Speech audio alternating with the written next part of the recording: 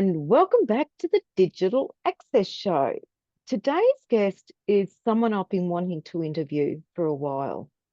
He is an assistive technology trainer.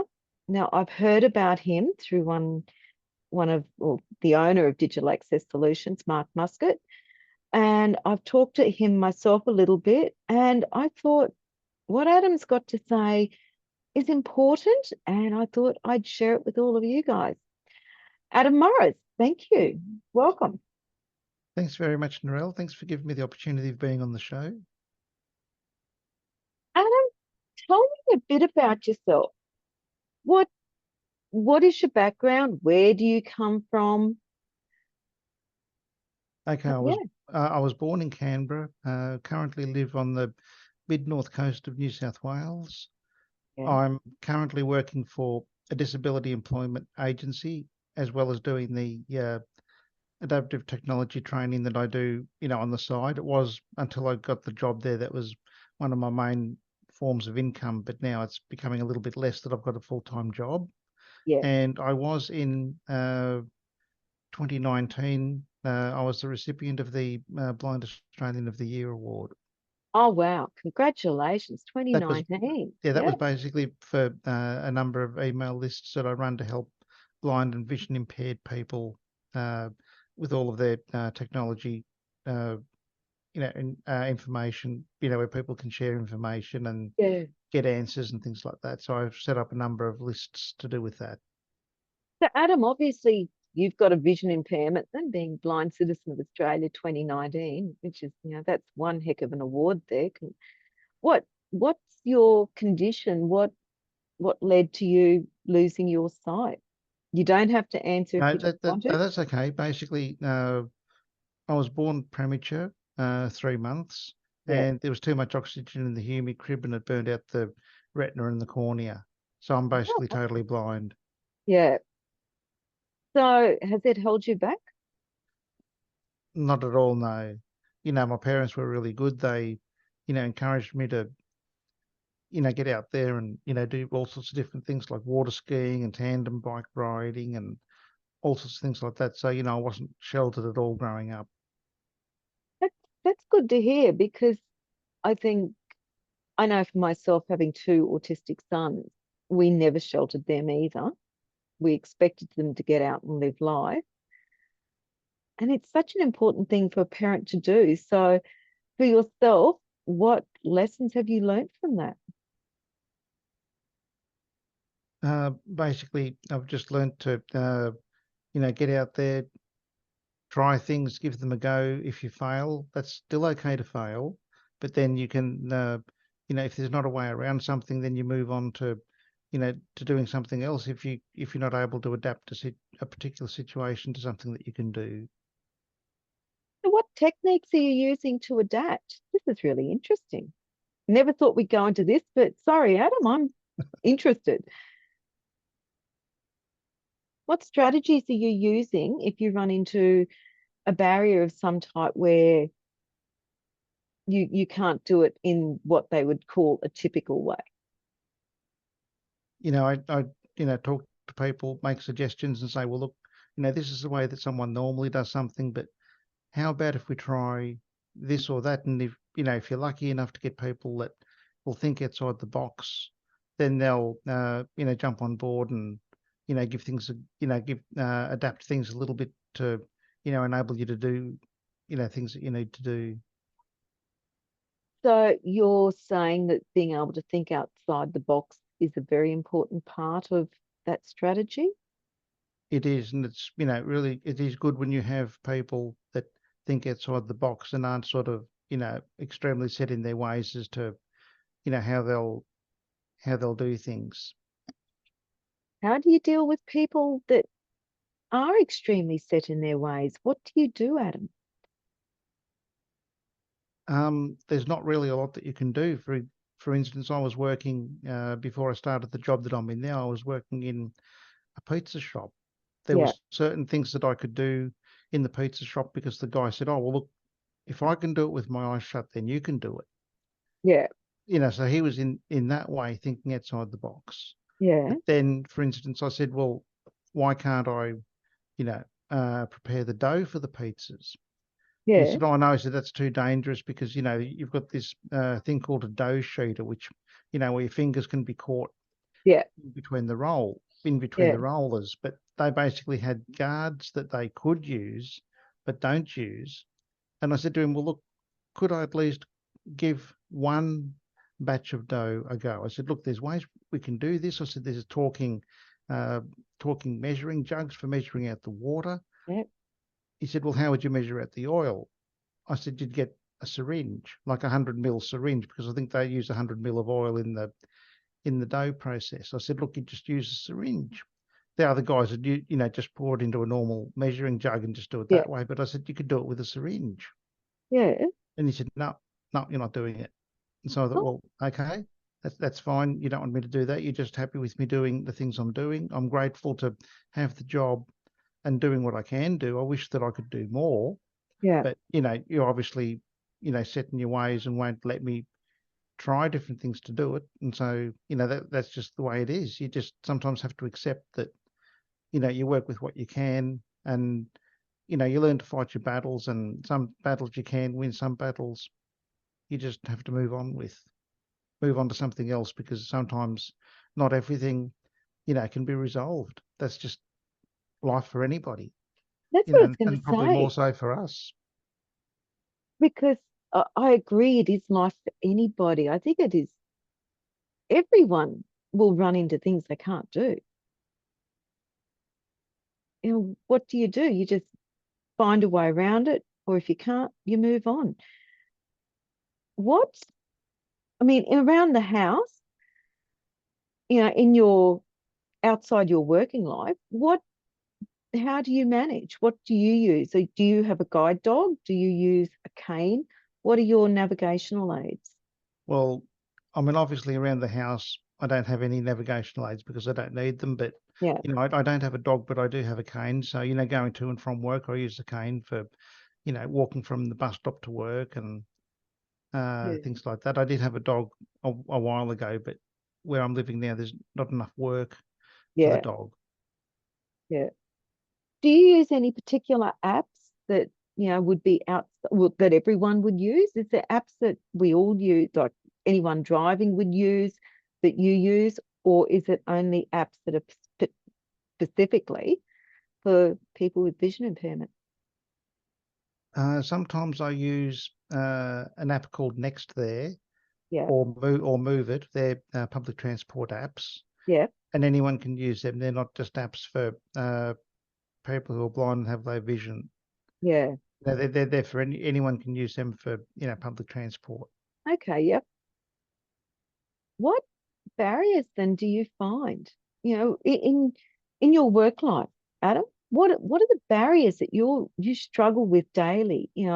Even like at home. I don't know about you. I pay the bills in my house. My husband does the shopping because obviously being vision impaired, shopping can be a bit more interesting at times. So he said he'll do that as long as I pay the Well, bills. But well, I know what I struggle. How do you do it all? for the shopping, uh, I pretty much organise the shopping. Yeah, I use the Woolies app, yeah, and so basically, whenever I run out of XYZ, I scan the barcode. Sometimes the barcode doesn't pick up straight away with the app, and so I have to use another app that's a little bit better at finding the barcode. Then once I find the barcode, I can scan it with the Woolies app, add it to the cart, and then basically I just get the shopping delivered. that's simple. So basically you can do that. I mean, okay, it takes for the people who really enjoy shopping, it takes the fun out of going through the shop and walking past Mm. something and happening to spot it and like, oh, gee, yeah, I might try that. Because Yeah, obviously for me, I buy the things that I run out of, and that's it. So I don't get to see all of the different things, just like with window shopping. yeah, Been totally blind, I don't do window shopping. If I go into a shop, I go into a shop to buy XYZ, not to look around at all the other different things in the shop to think, oh, gee, well, yeah, I might need that, I might need that, or I might need whatever else. So I yeah, guess in some ways there's an advantage to it, because if I could see, I'd probably be buying a lot more different things, not so much in the food food shops, but maybe in the tech shops like JB Yeah, Hi-Fi and places like that. yeah, that's interesting. So you're still using the same app that everyone uses to do your shopping. You use That's the that, Woolies that's app. Yeah, that's right. And with Woolies, unlike with Coles, you can pay $15 a month and get unlimited deliveries if they're over $50. So, Okay, so so if you in these days with the cost of living, it doesn't take long to build your shop up to $50. yeah, that's it. That's actually a really good idea there. It's a good tip for anyone, really. What about, like you talked about not being able to see, like you go into a shop and the window shopping things. And I got to admit, I dislike grocery shopping. The only time I liked it was when I could find unusual ingredients because I do love cooking. However, I've got a son that loves it and he rings and tells me about them and says, "Oh, mum, you got to try this or you got to try that." And I can go and get it. Does it worry you that you can't go and just find those unusual ingredients or, try something different? What do you do, I suppose, is the question when you want to try something different? The thing is, as I say, what you don't know doesn't hurt you. Yeah, So I've never had the experience, like you may have had when you had more sight to, be able to do that and have that missing. I've never yeah, had that. I've never had that to miss it. yeah. That's a good point. What about um cooking? What do you find barriers there? What do you do? How do you manage the cooking? Um, a lot of it's, some of it's by smell. Yeah, I'm not a particularly adventurous cook. What I cook, fairly well. yeah, So basically with a lot of it, say with grilling meat and things like that, you can tell by time and by smell yeah. as to whether it's cooked or cooked or not. Which is what most people use anyway, isn't it? The smell, a Yeah, taste, or and they do use sight as well because sometimes I'll say to my wife, "Oh, can you come and check whatever it is just to see that yeah, it's cooked properly, like to see that there's no blood yeah, running out of it or yeah. whatever and we can't tell that. That's a good, yeah. I You do know, occasionally get my husband. My trick at the moment is I use a talking thermometer, and my son, being a chef, taught me the temperature. And the yeah. moment it hits that temperature, I just, oh, she's cooked. Mm. It's, the tools are there, aren't they, for us Oh, in the that kitchen? and as someone or as a few people have said over the last few years, and as bad as it sounds, now is the best time to be blind, as opposed to 15, 20 years ago or 40 years ago or whatever, when there weren't the technology tools and things that there are around now. I agree. I actually consider myself very lucky because I've lost my sight, compared to you only very recently. It's only been 16 years for me. And the tools that are there, I've never had to worry about the things that you would have had to deal with because the tools were always there for me. So I'm very lucky that way. What about at work, Adam? How do you handle the work, the social aspect, the work aspects on a computer, the accessibility, the even just navigating to work, navigating around offices? How do you handle all of that? Navigating to and from work is fairly easy. Yeah, I mean, I know that if I was sighted, I could just hop off the bus, walk up to the roundabout, cross over the roundabout, and walk down the street to work. yeah, But for me, I have to, uh, go down a different street to the traffic lights and then come back. So I'm more or less doing nearly, pretty much a huge circle to get back to that roundabout yeah, because obviously roundabouts aren't safe for blind people to cross at. Whereas yeah, if I was fully sighted, it might take a minute or two to cross it, but then you can just, jump across the road and be done with it. So, it does take us longer to travel places sometimes. And sometimes yeah, we just have to accept that, you know, you do have to go a roundabout way, that you can't, take the shortest way because the shortest way may not be the safest way. yeah, And as far as navigating around the office, it's a small office that I'm in. So, I actually have one cane that I take to work with me, which is the normal aluminium cane. Then I've Yeah. got a little telescopic one, which I use when I'm actually inside the building, because as someone said to me years ago, the smaller telescopic canes in an office situation make less noise. Oh, When you okay. when Yep. when, when you you know if you run into a door or run into a Yeah. whatever it is, it makes a lot less noise than the heavier normal canes that you'd Yeah. use for everyday use. Yeah. What about on the computer? Um, on the computer, there's all because of the software that we use. There's all sorts of different accessibility issues. We're using Microsoft Teams, which it's a program that I use. I don't particularly like it, Yeah. but it's a program that I use, and I have to use it because everyone else at work uses it. Um,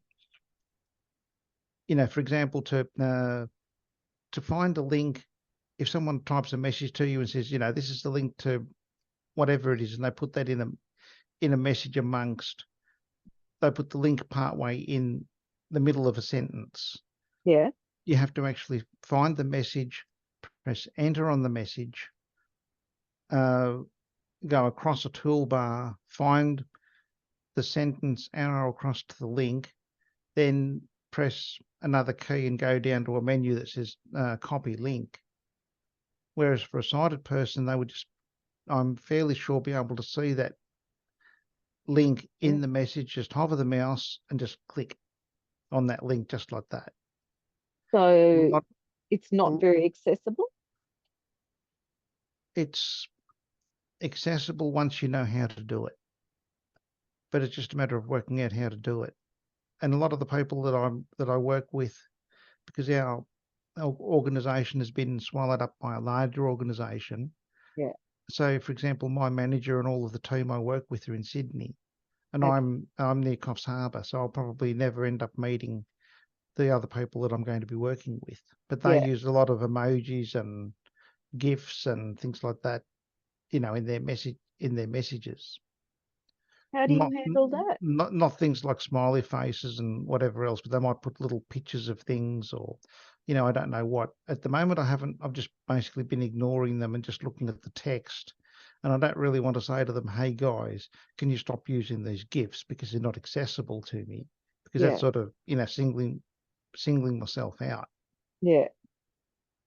I mean, if they do put something up there where they might say, yeah, this GIF is, whatever it is, it might be something that's important, then I'll write to them and say, hey, look, I can't read it.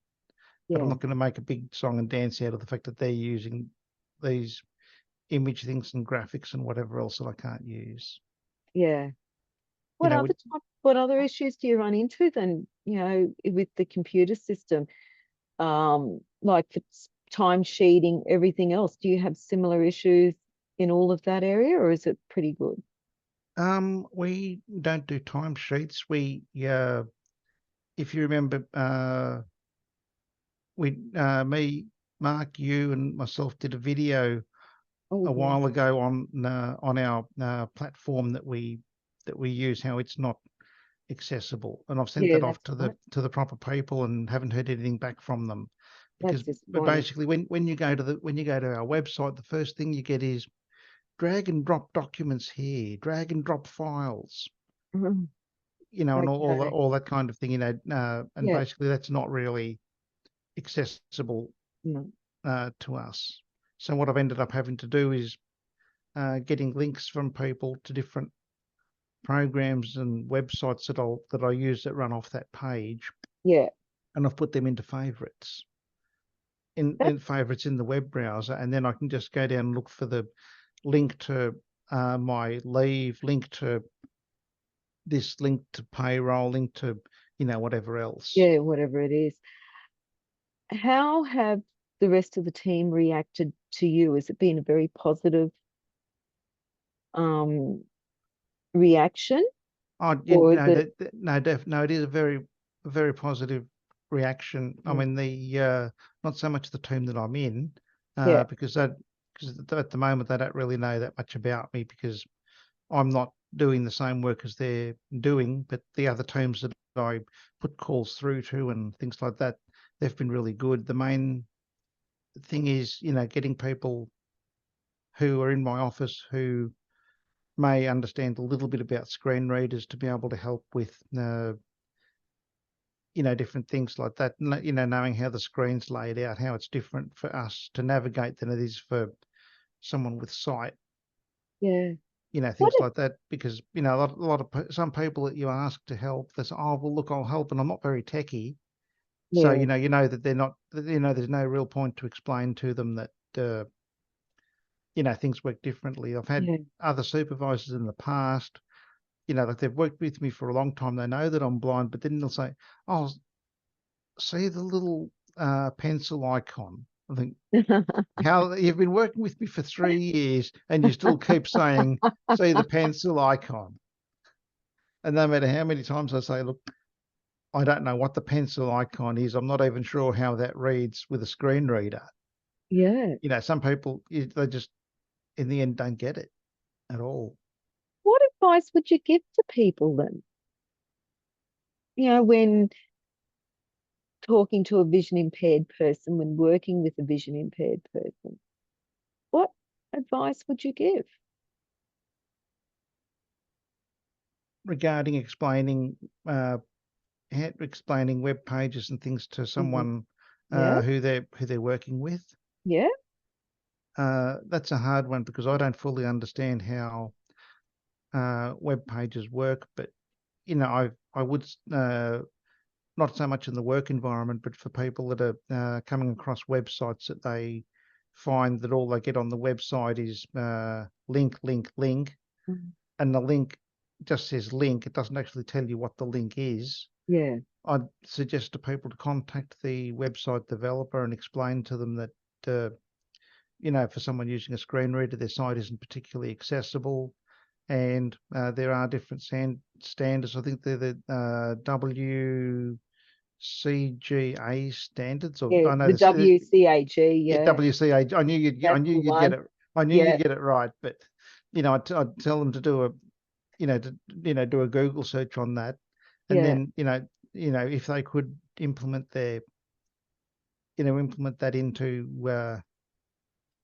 into their site. Yeah. It What do you think holds people back from employing vision impaired people?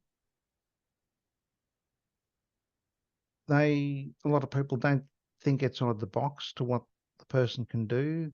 They think, oh no, it's going to cost too much, because they're going to need to make all these different changes to things, and it's going to cost the company too much, which it actually doesn't, because there's an organisation which I know you know about, Yeah. called Job Access, Mm. that will actually come out and do an assessment of the site, work out what the vision impaired or blind person needs, and then that will be paid for by the government. Not, I mean, the company pays for it first, and then the company gets reimbursed by Job Access for the cost of the screen reader or the braille display, or whatever it is, which Yeah. may come up to thousands of dollars, but the company does get reimbursed for it. What are the benefits of employing a vision impaired person?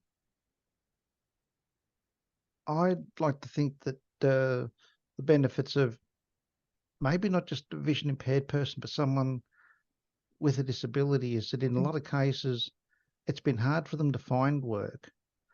And so they're more likely to be more punctual, Mm. more likely to care about the job, and, put in 100%, or maybe even a little bit more than 100% into the job, because they know that it's so hard to find the job and then to keep the job. Yeah. In everything you've done over your life, what is the most important thing that you would say about accessibility and computers with from where you started school to where it is now? It's definitely come a long way. When I was at school, I was using basically a talking typewriter. Yeah. So obviously that took a lot of work. it was a very big, huge thing. It wasn't really portable, Yeah. and I was using using something called a braille to print, which was and now it would be a very outdated device, but it would print out whatever you wrote on the Perkins Brailler, which Okay. Yeah. which enabled me when I was working for when it was telecom back in the day before it changed to Telstra. I was able to print out all of my uh, call logs when I was putting people through to long distance calls. I'd have to write all of that down on the Braille machine, Yeah. and then it could be printed out. Yeah.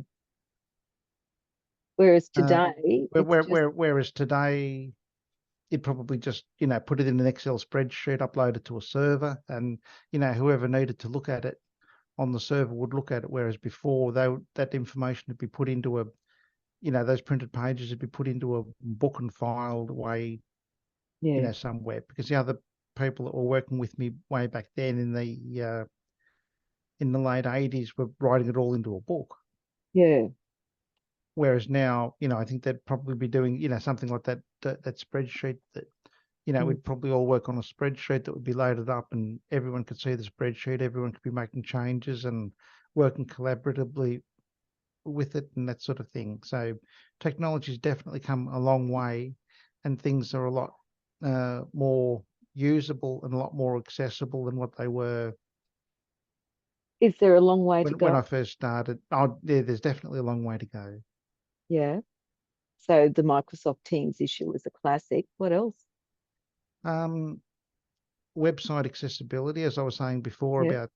about links. But I'm not sure whether I got to finish that, but I'd suggest people contact their the web developer of a site where it just says link, link, link, and Yeah. tell them to look at putting alt tags in because that will actually put a label that would be read by the screen reader, which would say link to uh, to this page or link to that page, or for example buttons. People don't put text on buttons. They might put a graphic on a Yeah. button but not text. So when you're navigating with your screen reader, or for example with your mobile phone, it'll just say button, and you think, what does button do? Whereas if it said end button or back button or next page button, whatever the label Yeah. might be, that they just put the label on the button instead of just doing a little pretty graphic that might look really nice for sighted people. So what you're saying is vision impaired people can be independent just with a few strategies and That's techniques. that's right. And the only ones that are holding them back are those people that are not employing the strategies and techniques. That's right. That's exactly it. Because a lot of vision impaired people, can help people, think outside the box and go that extra step to getting things working. It's just a matter of having people willing to take that extra little bit of time. So For what, example, go on. when I started in the job I'm in now, the program we used for uh, receiving and taking calls. Mm, First of all, they said, "Oh, look, you have to use a physical phone which has got a touch screen on it." And I said, "Look, no, I can't do that." yeah, Then I rang the IT people, and they said, "Oh, actually, there's an older model phone that we've got that actually has the physical buttons instead of having the nice little graphics on the screen of the transfer button and the yeah, this, that, the other." Then we discovered that, hang on, there's actually this computer app that does exactly the same thing as what the physical phone does, and it's much easier because to begin with, I was having to have the number on the computer, then I'd have to put one hand out, key in the number on the phone keypad while using the arrow keys on the computer to read the number. So that was very oh, tiring and very time consuming, as you can yeah, imagine, when all you're doing right, is transferring calls, yeah, and you're using numbers all the time. yeah, So then we looked at the system and we found out that it could be made to work with some what they call scripts, or a side of people would call them macros. Yes. And there's a someone here in Australia that writes these scripts for the program that I use, which is called JAWS for Windows. That stands for Job Access with Yep. Speech. Yep. And who's that? Just for people's information. This is someone called Michael Williams Yep. from a company called Imagine Access. Okay. Yep. And basically, yeah, he wrote scripts for the program, which there's a lot more key presses that I have to do to transfer a call than other people. For example, other people can use the built-in directory in the program to just click on the person's name and transfer the call to them. Yeah. Whereas for me, I have to have an Excel spreadsheet Yes. because they couldn't make that directory accessible. Yeah. And like yesterday, for example, the old computer that I'm using, the license ran out for Excel. Oh gosh. And so that meant that I could read the information, but I couldn't copy the numbers to the clipboard to paste them into the phone application. Mm. So at one stage I was using a braille display and another computer to look up the numbers and then read it on the braille display and put the phone numbers in. And as you can imagine, that's using two keyboards and everything else. So that was a real pain. But I Yeah. ended up being able to save a text file of the spreadsheet Yeah. and put that onto the old computer. Yeah. So at least that's a workaround, because there's no way they can get that license back because the contracts ran out. And this is it. It's thinking outside the square. Yep. Yeah. Sometimes you have to think outside the square. So we had to get USB access. We had to contact managers to get all of that done, and Yeah. everything else. But at least I could do that. Think outside the square. And but the first person I spoke to about a USB stick, they said, "No, we can't have a USB stick. We're not allowed to use them." I thought, Yeah. okay, that doesn't sound right. We're normally not allowed to use them, but how else can I get this on? So I went to a manager, and the manager said, "Yep, sure, we can get that done for you." Yeah. So it's having people willing to think outside the Yeah, square, that's willing to right. work with you, Yeah, and appreciating the benefits that you can bring to the company, which, as you said, punctuality, that's working that that's right. little bit harder Yep. because you do appreciate your work. What advice would you give to any business that is looking at hiring people? I'd suggest to them.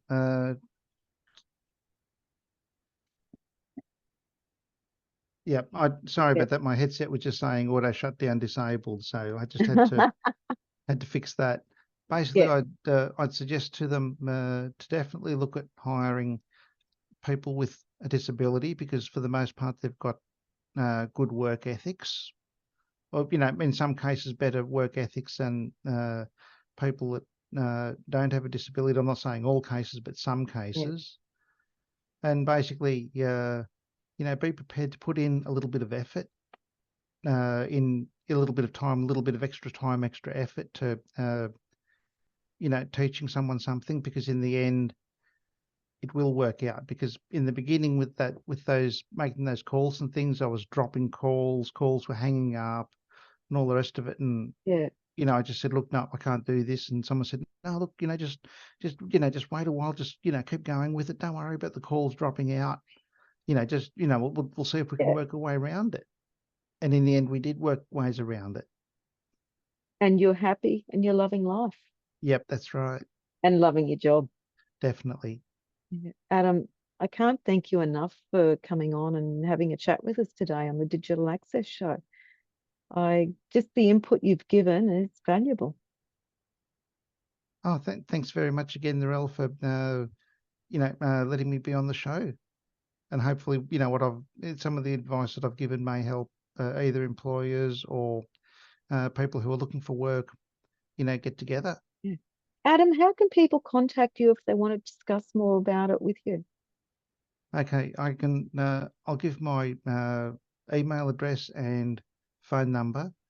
Yeah. So the email address is info@at-training.com.au.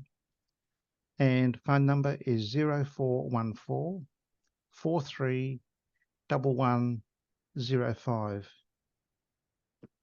Adam, thank you. It's been great to have a chat. No trouble. Thanks, Narelle.